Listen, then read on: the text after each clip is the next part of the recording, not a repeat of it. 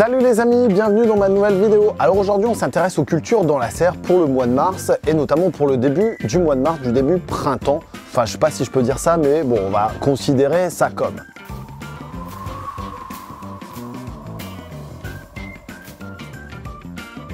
Alors, je sais pas si tu te souviens, mais on a agrandi la serre de 16 mètres carrés, donc les deux derniers arceaux avec les nouvelles cultures qui sont installées, plus les planches ici de rempotage. Enfin bref, tout ça je t'expliquerai dans une prochaine vidéo qui aura lieu normalement la semaine prochaine ou la semaine d'après, qui te permettra de comprendre et de voir un petit peu comment j'ai effectué l'agrandissement de cette serre.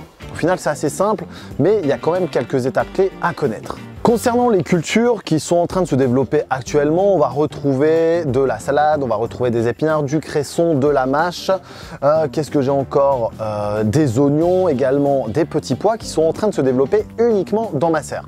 En fonction de la zone où tu vas te trouver, si tu es au sud de la Loire ou alors au nord, donc on va commencer par le sud, tu vas pouvoir, en fonction de la région et du département où tu te trouves, peut-être les plancher à l'extérieur. Ensuite, si tu es au nord de Loire, tu vas devoir attendre encore un petit peu parce que là, on a eu une météo un petit peu capricieuse là, ces deux dernières semaines où on a eu à la fois du froid, des grosses gelées. Non, c'est pas vrai, c'est pas des grosses gelées, mais des gelées qui auraient été préjudiciables pour tes cultures. Mais bon, pas d'inquiétude pour ça, on a encore un peu le temps. Il reste quelques temps avant le printemps et avant l'été pour avoir des super légumes. Et je t'explique tout ça. Comme tu peux le voir, je vais te décrire un petit peu les cultures qui sont en transition ici. Donc on a l'oignon rouge, on a à la fois du poiré, donc ça c'est les premiers poirés qui vont permettre d'être coupés pour faire la carne assez rapidement. On a les premières salades, les épinards, ici on a des épinards, des petits pois, là de la mâche, des radis, je les ai oubliés tout à l'heure. Ensuite on a le cresson, cresson encore, épinards, bon voilà, ça va être tout le temps les mêmes choses au final, mais qui va te donner, courant le mois de mars, de nombreux légumes qui pourront être consommés, donc ça c'est intéressant. Concernant leur entretien, au final, il n'y a pas grand chose à faire.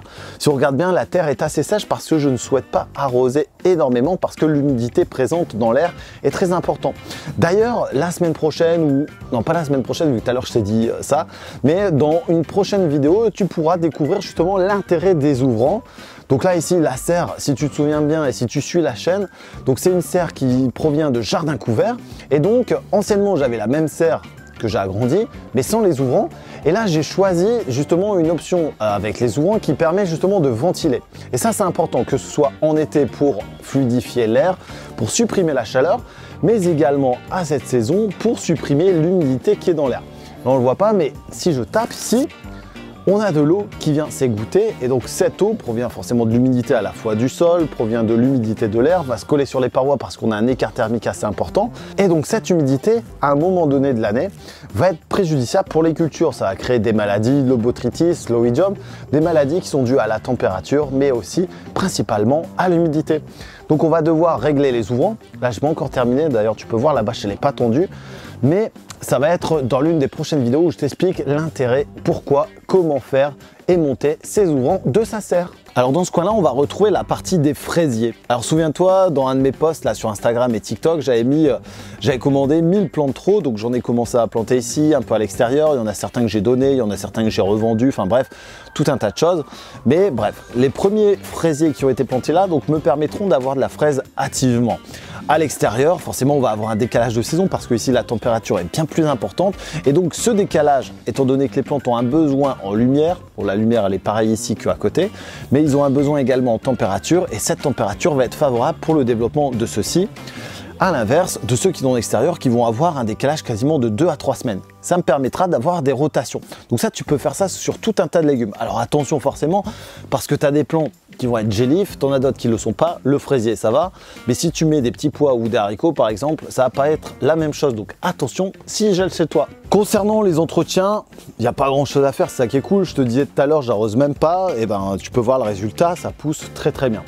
Je dis pas que je n'arroserai pas là jusqu'à quasiment 2-3 semaines, mais c'est quand même voilà, une période intéressante à la fois pour la croissance, mais aussi pour le fait de ne pas faire grand chose dans le jardin.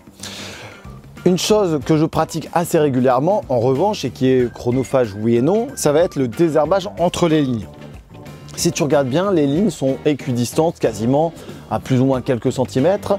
Et donc, je vais juste gratter entre les lignes, entre ici les radis, entre les épinards ou alors entre le cresson, pour éviter d'avoir des proliférations de plantes adventices, là, ces plantes qui poussent plus vite que mes plantes que je souhaite cultiver.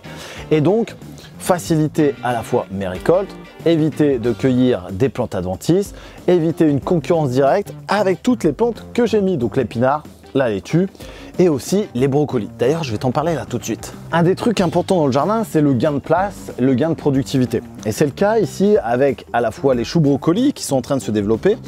Alors, ils proviennent de la serre, qui ont été cultivés à une température qui était propice aux alentours des 10 degrés constamment. Et donc, là, ils ont été implantés il y a quasiment 2-3 jours et ont subi quelques gelées. Alors, non pas à l'intérieur, mais les gelées extérieures, avec des températures dans la serre qui sont aux alentours de 1 à 2 degrés. C'est pour ça qu'ils sont en train de tout doucement s'adapter et de se développer. Entre deux, je ne sais pas si tu peux voir, mais on a des cultures de laitue. Donc, ces laitues, c'est de la Côte de Lille qui proviennent de graines bokeh. Tu vas pouvoir d'ailleurs retrouver ça dans le lien là sous ma description de vidéo. Et donc, on va faire un panachage. On va alterner à la fois avec des grandes lignes de 60 cm sur 60 pour les brocolis. Donc, on plante un brocoli 60 cm plus loin, un brocoli, et une ligne 60 cm plus loin. Et entre deux, on va pouvoir intercaler de la laitue qui a un cycle environ de 70 à 80 jours pour celle-ci. On va la récupérer et ensuite, on viendra récupérer les brocolis.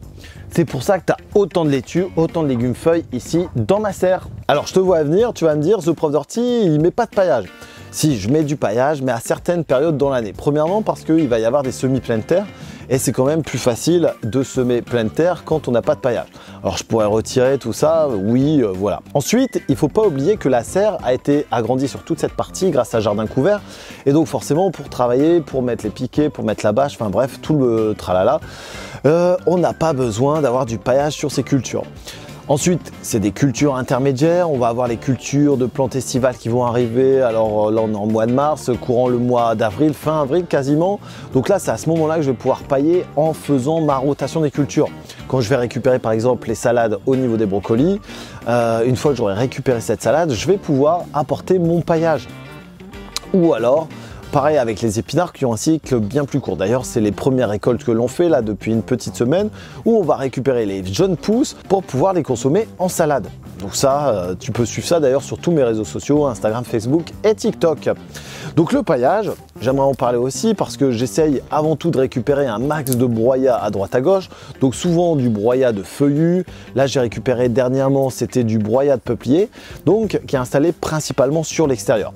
À l'intérieur, ça va être appliqué avec de la paille, principalement sur une couche assez importante qui me permet à la fois, encore une fois, ça j'arrête pas de vous le dire, de conserver l'eau, d'éviter les plantes adventices, mais aussi, premièrement, donc en période automnale, ça va être de mettre les poules ou alors les dindes dans la serre, et aussi de récupérer tout ce tas de paille qui sera réincorporé soit pour les cochons, soit pour les poules en extérieur. Bref, dans tous les cas, toute matière ici apportée, paillage ou pas paillage, est forcément utilisée dans le jardin. Donc, je te confirme, je vais pailler, pas tout de suite, mais ça arrivera prochainement. Alors, j'aimerais aussi parler de l'ensemble des plants que vous voyez là. L'ensemble des plantes qui ont été plantés, mis à part les radis, proviennent de mini-modes que j'ai réalisés, donc dans des plaques alvéolées, souvent avec des semis en poquet, c'est-à-dire où tu vas mettre 3 à 5 graines par alvéole et ensuite planter à l'intérieur. Sauf à l'exception des salades et des choux brocolis, où là on va devoir repiquer à la fois les salades mais aussi le brocoli pour les remettre dans des gros pots pour les brocolis. Donc ils ont été plantés, je crois c'était des 7-7-6, donc c'est la taille du contenant. Et pour les salades par contre, elles ont été semées en terrine de semis et incorporées dans des plaques alvéolées pour pouvoir être piquées un petit peu au gré de nos envies dans tout le jardin. Donc là, c'est dans toute la serre pour pouvoir en récupérer tout le temps. Donc là, moi, je vais te laisser surfer sur d'autres vidéos. Tu vas pouvoir découvrir ça sur la chaîne. Alors, si tu veux découvrir la culture des oignons, tu vas pouvoir, parce que c'est une de mes dernières vidéos, tu vas pouvoir découvrir les épinards, le radis, le cresson, enfin bref, en fait, toutes les cultures que tu vois là, tu peux les retrouver à produire chez toi grâce à ma chaîne The Prof d'Ortie. Là, ici, il me reste un petit taf de désherbage à faire. Donc, je vais aller utiliser la binette, un petit coup de cerclage entre chaque route. Ça m'évitera d'arroser. Et ensuite, je vais commencer à accueillir les premiers radis pour faire une petite salade ce soir. Donc, je te laisse faire un petit pouce bleu. En même temps, tu vas pouvoir t'abonner, découvrir et partager aussi. Tu vas pouvoir cultiver tout un tas de légumes. N'hésite pas à m'envoyer des photos que je vois un petit peu le résultat.